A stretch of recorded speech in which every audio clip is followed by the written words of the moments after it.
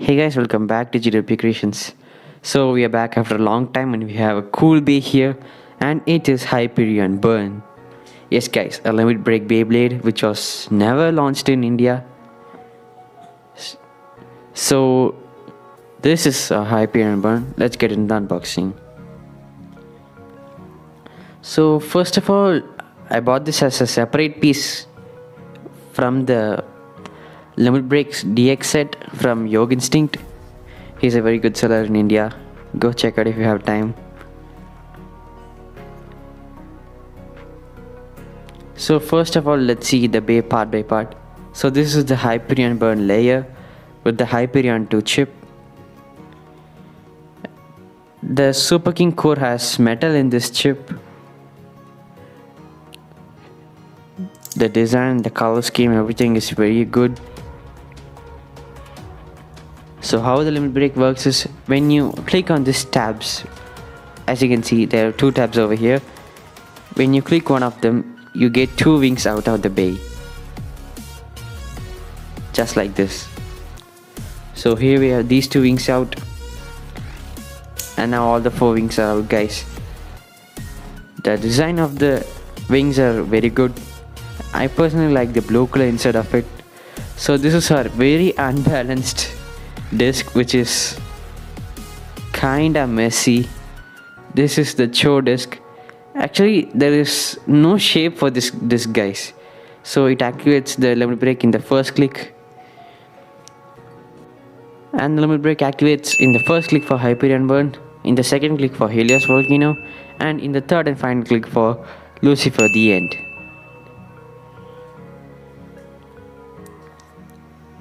The disc is shiny, but it's very unbalanced, guys.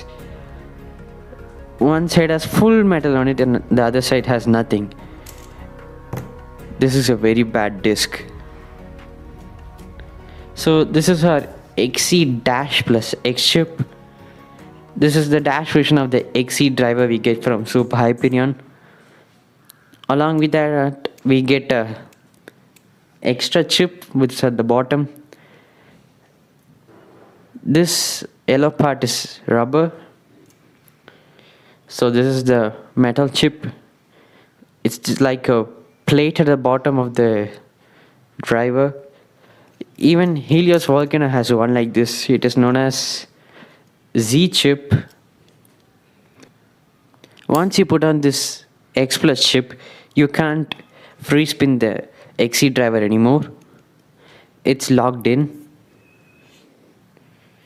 So let's put the bay together so that you can hear the clicks.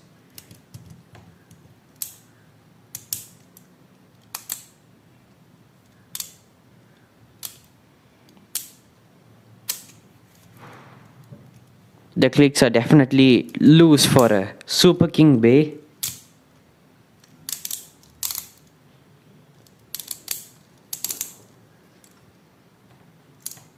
The clicks are just average, not that much impressive.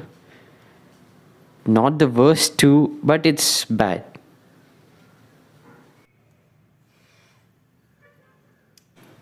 So now let's see how the limit break actually works. So as you can see, when the first click is done, you can see the limit break activating. Let's see it in the slow motion camera. So with another angle.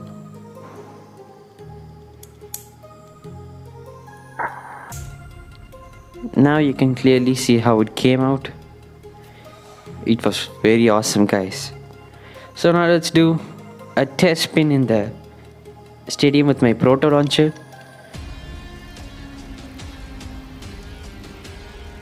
Three, two, one, go shoot. So with the normal launch, it just self-knocked out of the stadium. It's because of the very flat tip it has at the bottom. With that extra X Plus chip, it's even more wider. So it's very hard to control this Beyblade when it is launched. I recommend you not to do angle launches and do just normal ones. Even at normal launches, you may self knock out your bay, but it's very risky using this bay in any battles.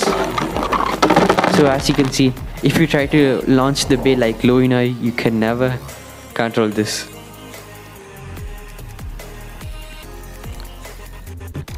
All you can do is just slightly tilt it and launch it. Even now it went to the second floor of the stadium and came back.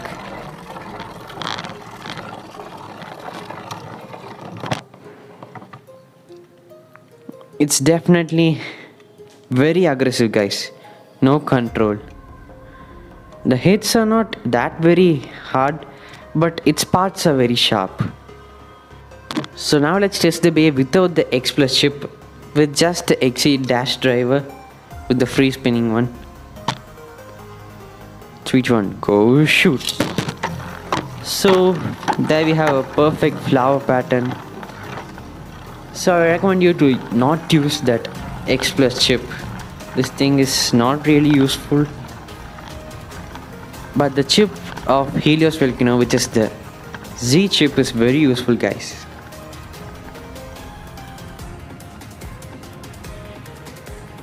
Will Hyperion stand and give a pose to the camera? And yes, it did it. With the perfect angle pointing the head downwards. So a battle against its predecessor. 3, 2, 1, go shoot. Go shoot. So actually it was my mistake here. I did a launch which actually threw it out of the stadium. Yeah, limit break activated, but still Super Hyperion won the battle. It lost against its predecessor, which is usually not a good thing because upgrades are meant to be better than the existing ones. So now let's battle against a GT Bay. Obviously it can't win Sparking Bay. Limit break at the very beginning. Wow, the blue color is definitely good looking. But Lord Spriggan won the battle now. It even lost to a GT Bay. Come on Hyperion, you can do it. Just go crash them all, win the battle. So anyways, let's put the bay back together. And now let's battle against a different bay. A bay from GT series, which is one of the worst bays from GT series. Bushin Ashura. 3, 2, 1, go shoot. Go shoot. Oh. It even lost to the worst bay of GT. Bushin Ashura.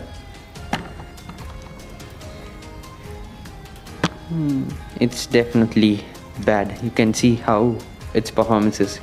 It's definitely one of the worst bays ever launched. So without the X Plus chip, now let's battle against Lord Spriggan. 3, 2, 1, go shoot. Go shoot. A good hit from Hyperion. No, this is not good. Hyperion took the center position for 1 second and lost its stamina. It shouldn't have done that. Lord Spriggan should have been in the center. So looks like I've wasted some of my pocket money for buying this. Lol. So anyways, let's move on to the final thoughts of this bay. Final thoughts, guys. I'll give this bay a total 6 out of 10. Actually, there is no useful competitive parts in this, but still it's good looking. This one is not at all useful. Please don't buy this bay, even if you get it for like $1. It's not even worth that because it can't even win even a single battle against the worst GT bay also. So hope you guys enjoyed the video. Like, share and subscribe to our channel. I'll see you guys in the next video. Thank you for watching. Peace out.